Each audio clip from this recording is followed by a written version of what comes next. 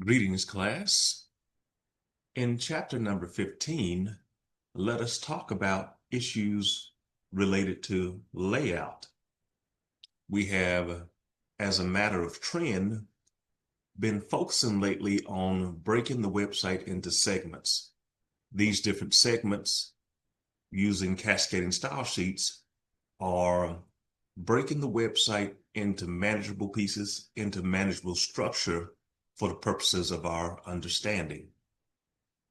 As I share my screen, let's look at our newest addition to our website project, Chapter 15, a page that celebrates layout. I've added it here to our menu, and let's look at it overall in terms of different elements of the layout piece. So I have different segments related to the header, standard menu. This is a menu going across the top rather than in terms of horizontal rather than vertical. We can do those options. There's the main content area, a section related to the sidebar, a section for the footer and the copyright and standard practice places that we put.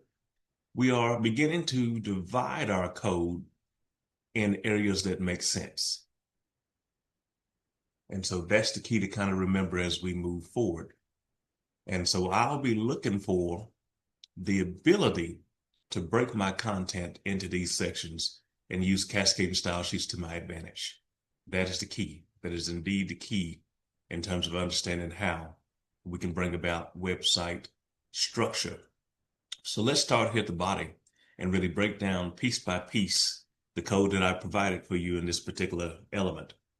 So we have the body, and we've indicated here through comments and through tags that this is the header portion of the website. And then as we scroll down, we have some navigation, okay? And in that area, that's of course going to form the menu. We call that nav in terms of our specific tags. And then as we scroll down a tad more, we have the division section, the container, the main content, and we even labeled it main in terms of this particular tag. Everything that lives in here is the standard headings and all the different elements that we use to indicate headings, paragraphs from chapter number 1, all those elements that we learn. And as we move forward from the main section, which is here, we go into the sidebar. It's interesting that when we type this code, it's very, very linear from top to bottom. All right, you have a side, as we called it here, in terms of the sectioning and the layout here, we called it a side. And the sidebar has content, linearly speaking, it's top to bottom. But we use cascading style sheets to make it float over to the side that we want it to be. And then, of course, we have the footer from a layout standpoint.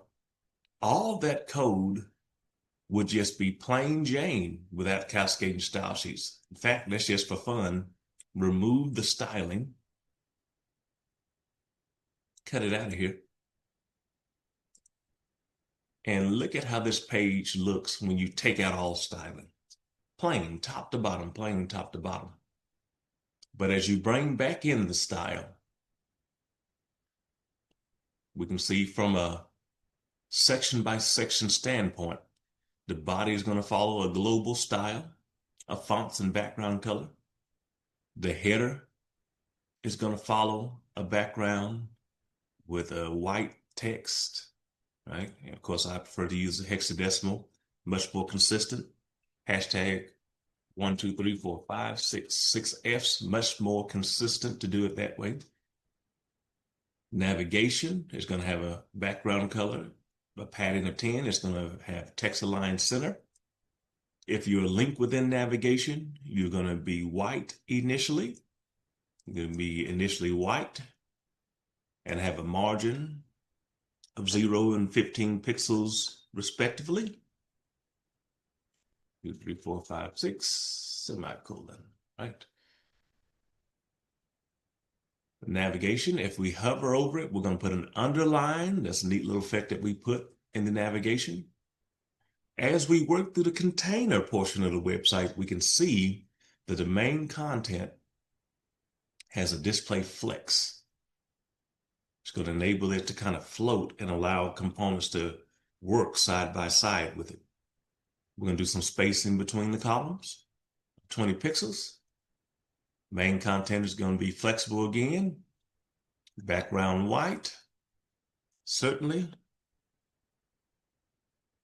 And that sidebar has that flex of 1. So again, we call it a side and letting it float side by side as it relates to the main content.